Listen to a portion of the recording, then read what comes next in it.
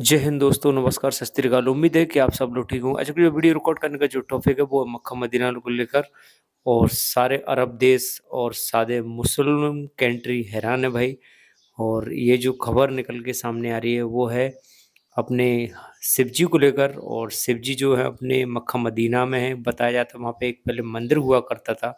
वो पुराने जो लेखक और जो पुराने पत्रकार और कुछ ऐसे मैगजीन थी उनमें उनका वर्णन है। तो बिना वक्त पाए इस वीडियो करते स्टार्ट, और आप भी इस जानकारी को पूरा देखने स्टार्ट दोस्तों।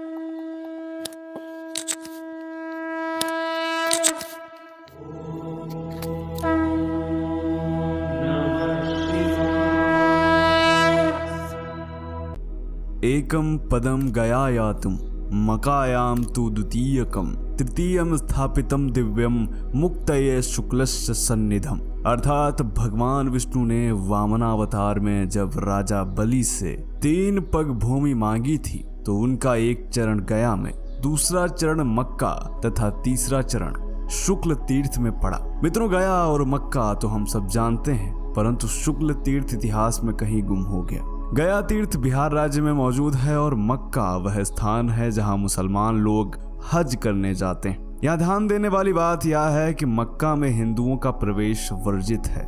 लेकिन क्यों? क्या वहां साक्षात भगवान शिव विराजमान है? क्या मक्का का काबा मक्केश्वर महादेव मंदिर है? मुसलमान लोग मक्का में किसकी पूजा करते हैं, यह सब जानेंगे आज के वीडियो में। वीडियो शुरू करने से पहले एक छोटा सा निवेदन है कि कमेंट में हर हर महादेव अवश्य लिखें। नमस्कार दोस्तों, क्या आप माइक्रोसॉफ्ट एक्सेल में काम करते समय फॉर्मूला भूल जाते हो? असली प्रॉब्लम यह है कि आपको फॉर्मूला अच्छे से सीखा। नमस्कार, स्वागत है आप सभी का दी साइंटिफिक हिंदू पर, और मैं हूं आपके साथ आपका दोस्त धीरेन्द्र। मित्रों, हमारा उद्देश्य किसी की आस्था को चोट पहुंचाना नहीं है। हमारा उद्देश्य है हर किसी को सत्य से अवगत कराना। भारतीय मुसलमानों को मौलानाओं ने इस्लाम से इतर यह बात अच्छी तरह समझा दी है कि वैदिक संस्कृति व हिंदू धर्म का विरोध ही वास्तविक इस्लाम, जो कि सच नहीं है, क्योंकि इंडोनेशिया, मलेशिया आदि मुस्लिम देशों के मुसलमान आज भी अपनी वैदिक सनातन संस्कृति संजोए हुए। इससे साबित होता है कि हिंदू धर्म का विरोध करना इस्लाम नहीं है। भविष्य पुराण के अनुसार शुक्राचार्य दैत्यों के गुरु थे। देवताओं व दैत्यों के बीच हमेशा संघर्ष बना रहता था। क्योंकि देवताओं को अमृत प्राप्त है, इसीलिए शुक्राचार्य दैत्यों के लिए चिंतित थे।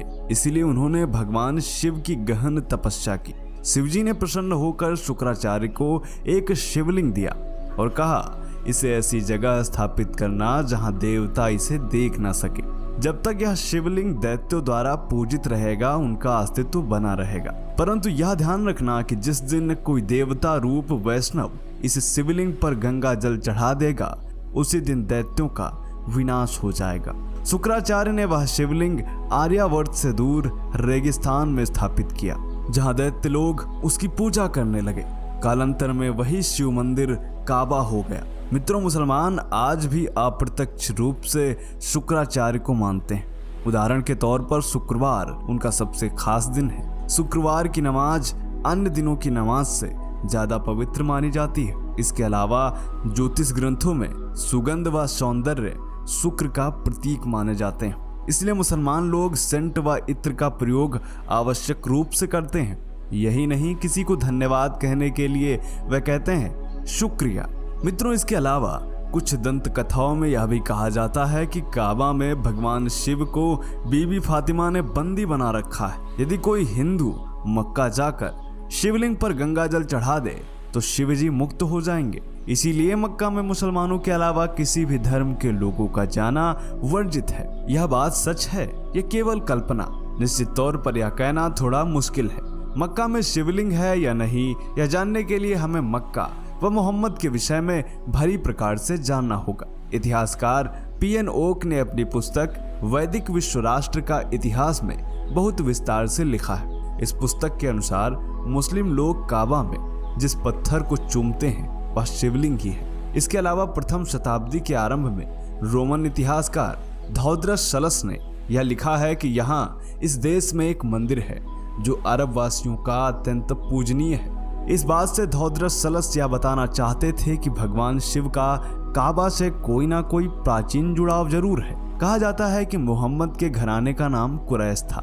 इसका संधि विच्छेद करें तो होता है कुरु धन ईश, यानी कुरु के ईश्वर। महाभारत काल में कौरव कुरु के वंशज थे और महाभारत युद्ध के बाद जो बच गए थे वह भारत से दूसरे स्थानों पर चले गए। कौरव घराने के राजपुत्रों को कुरुकुल प्रमुख या कुरैश कहा जाता था और इसी घराने में मोहम्मद का जन्म हुआ था।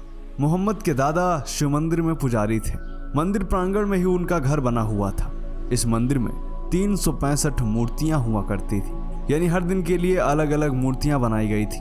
इस पुस्तक में आगे देखें तो यह मिलता है कि मोहम्मद का मानना था कि ईश्वर एक है, इसीलिए उसने सभी मूर्तियां नष्ट कर दी और शिवलिंग को सुरक्षित रखा, जिसे संगे अस्वद कहा जाता है। इस्लाम के उदय से पहले इजराइल व अन्य यहूदियों द्वारा इसकी पूजा किए जाने के स्पष्ट प्रमाण मिलते हैं। मित्रों, कहा जाता है कि मक्का का शिवलिंग भी मूर्तियां हटाने के दौरान खंडित हो गया था, इसलिए इसे चांदी के योनिनुमा आकार में मढ़कर दीवार में चुन दिया गया है। यहाँ हैरानी इस बात की है कि जिस इस्लाम में केवल निराकार ईश्वर की कल्पना की गई है, किसी भी पत्थर या मूर्ति को पूजना कुफ्र माना जाता है, उसी इस्लाम में हज यात्रा किए बिना यानी संगे अस्वद नामक पत्थर चूमे बिना जन्नत का दरवाजा नहीं खुलता। यहाँ हम किसी के मजहब पर सवाल नहीं उठा रहे, परंतु यह सवाल तो लाजमी है कि क्या संगे अस्वद नामक पत्थर की इबादत बुत परस्ती नहीं है। खैर, यह उनका निजी मामला है। मित्रों, वेंकटेश पंडित द्वारा लिखित ग्रंथ रामावतार चरित के युद्ध कांड प्रकरण में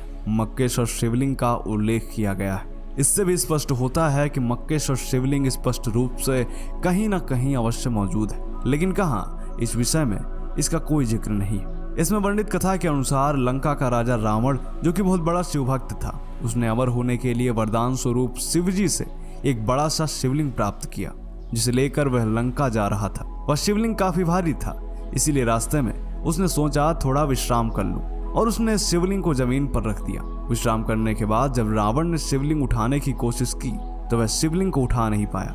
कहा जाता है कि वह जगह मक्का ही थी जहां रावण ने शिवलिंग रखा था। कहा यह भी जाता है कि जिस स्थान पर मक्का है वहां भगवान श्री कृष्ण ने काल यवन नामक मलेच्छ राजा का विनाश किया था।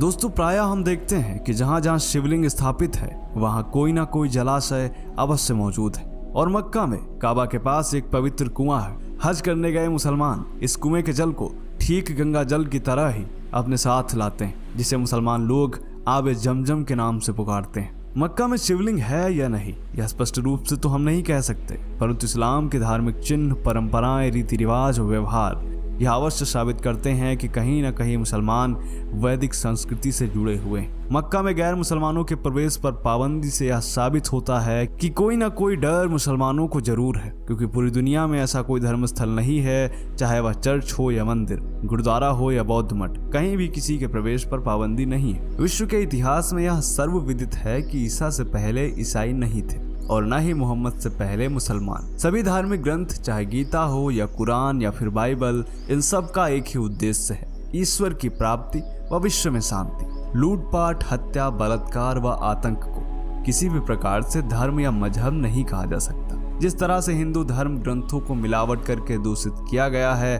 उसी तरह कुरान को भी मिलावटी आयतों द्वारा दूषित किया गया है। जब अल्लाह एक है, मोहम्मद भी एक है, तो कुरान 11 प्रकार की कैसे हो गई?